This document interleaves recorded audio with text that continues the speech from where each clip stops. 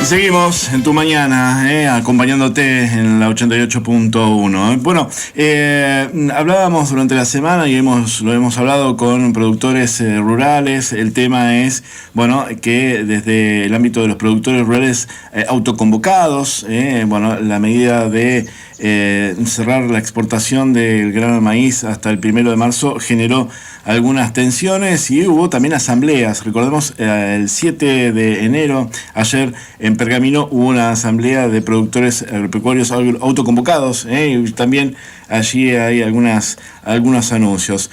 Para hablar un poco de esto y desde el ámbito de los trabajadores rurales, estamos en línea y en comunicación telefónica con Jorge Pirota. Muy buenos días, Jorge, y gracias por atendernos.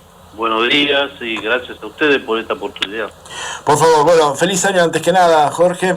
Igualmente. Y bueno, a ver, desde la UATRE, desde los trabajadores del campo, ¿cómo ven estas medidas que se han anunciado o al menos se estaban planteando?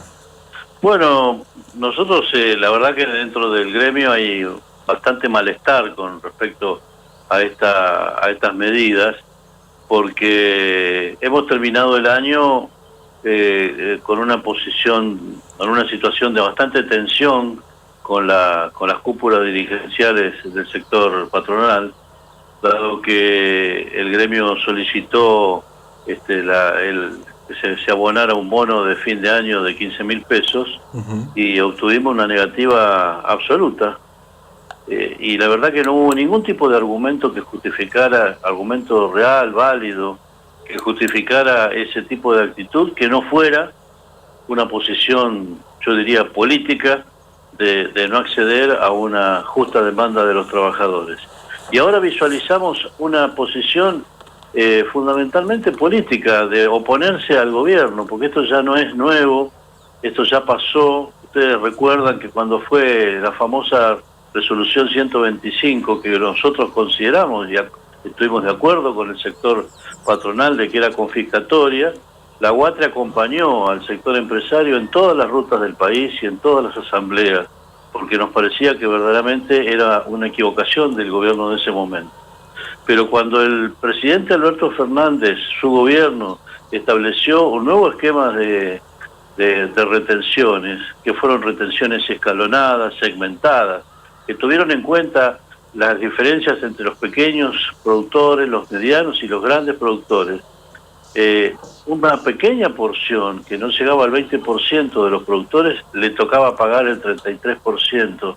Recuerdan que aumentaron del 30 al 33% las retenciones, pero la mayoría pagaba entre el 20 y el 25%, y a pesar de eso la mesa de enlace se manifestó en contra del gobierno. Y ahora está pasando algo parecido, porque lo que ha hecho el gobierno es simplemente, ante el riesgo de no contar con la suficiente provisión del maíz para todo lo que es la producción, básicamente producción ganadera en nuestro país, en esta etapa, en esta época del año donde baja generalmente la comercialización, lo que hizo fue suspender la exportación hasta el 1 de marzo, y afectando a un 11% de lo que, decir que casi el 90% ya estaba exportado y se terminó el año exportándolo. Entonces estamos hablando del 11% de esa producción exportable, que no es el total,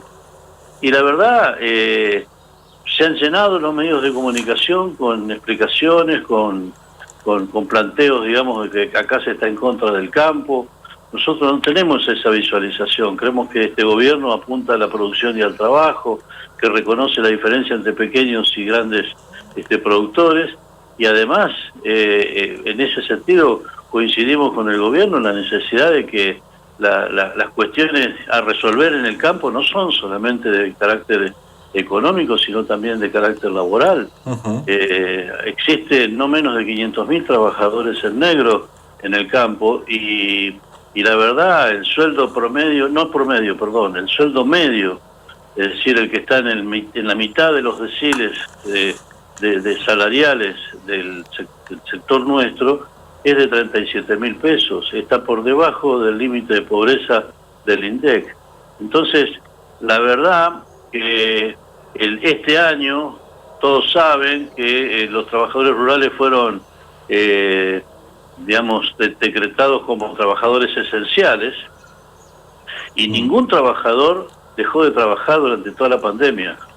Aquí la producción y el campo, salvo muy pequeñas excepciones, le fue mucho mejor en el 2020 que en el 2019.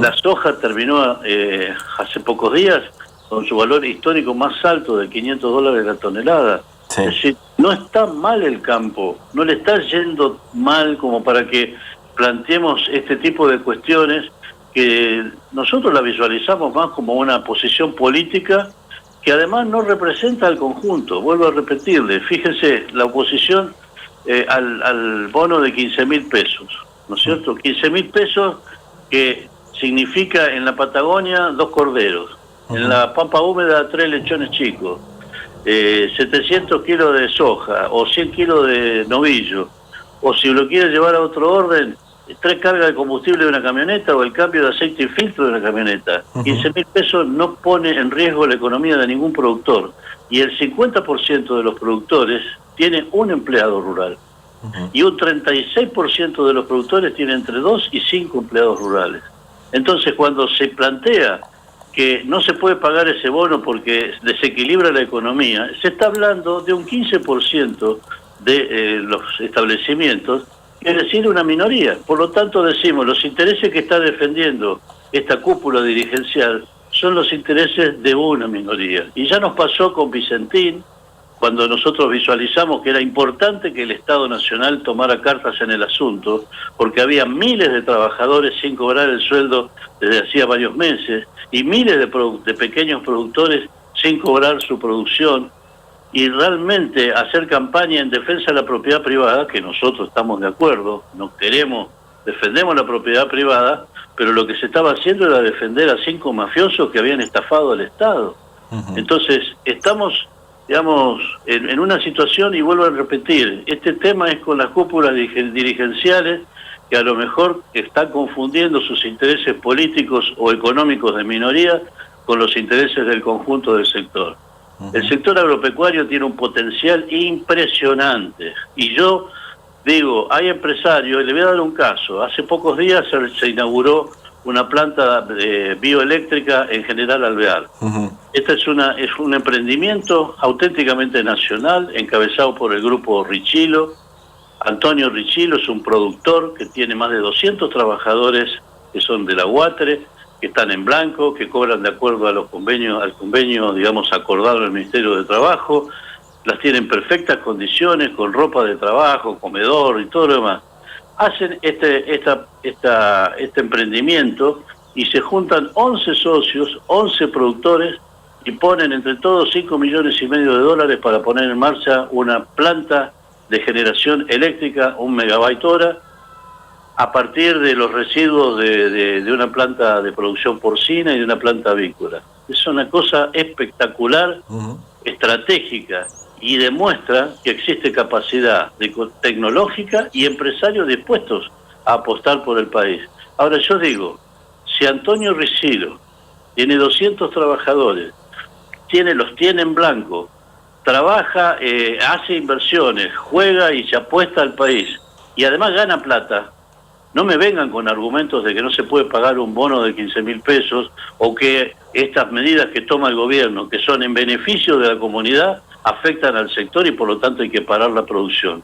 La verdad, vuelvo a decirle, nosotros estamos con un profundo malestar con el sector empresario, fundamentalmente con esas cúpulas que evidentemente ni siquiera se ponen muy bien de acuerdo entre ellos. Fíjense que hay toda una entidad que es la que agrupa a las cooperativas, que ha manifestado que está de acuerdo con el reclamo, pero no con el paro. Y por otro lado, desde el gobierno, el ministro Basterra está tratando de ver si existe alguna posibilidad de acuerdo para que la medida no sea tan extrema, si se garantiza la provisión del maíz para el consumo interno. Así que no hay una posición tampoco cerrada por parte del gobierno. Claro. Es decir, la visualización nuestra valoración es que esto es un lockout, ¿no? No hay que confundir con un paro de los trabajadores. Es un lockout empresario con mucho olor a política y a otro tipo de intereses. Y lo que le reclamamos al sector empresario es que no vaya a hacer cosa que por esta decisión que toman ustedes o que toman estos señores se vean afectados los trabajadores rurales y después aparezcan descuentos o aparezcan algún tipo de perjuicio con respecto al trabajo de nuestros compañeros. Bien. Bueno, es conocer también y escuchar la campana, ¿no?, de todos los sectores intervinientes en esta cuestión y sobre todo del campo, así que desde ya, Jorge, gracias por su tiempo y el contacto con FM Santa María, y estaremos atentos también a cómo se desarrolla esto, porque como bien lo señalaba, ha habido algunas reuniones también con representantes del campo y de las mesas de enlace para garantizar el abastecimiento interno del maíz. Bueno, ahí está entonces la negociación. Esperemos y veremos qué pasa la semana próxima, ¿sí? Bueno, esperemos por el bien del país que esta medida se pueda revertir y que se lleguen a acuerdos. Siempre el diálogo es muchísimo mejor que la confrontación. Seguramente. Muchas gracias por esta posibilidad, Octavio. Por favor, Jorge, gracias a usted. Abrazo grande. Hasta pronto. Hasta luego.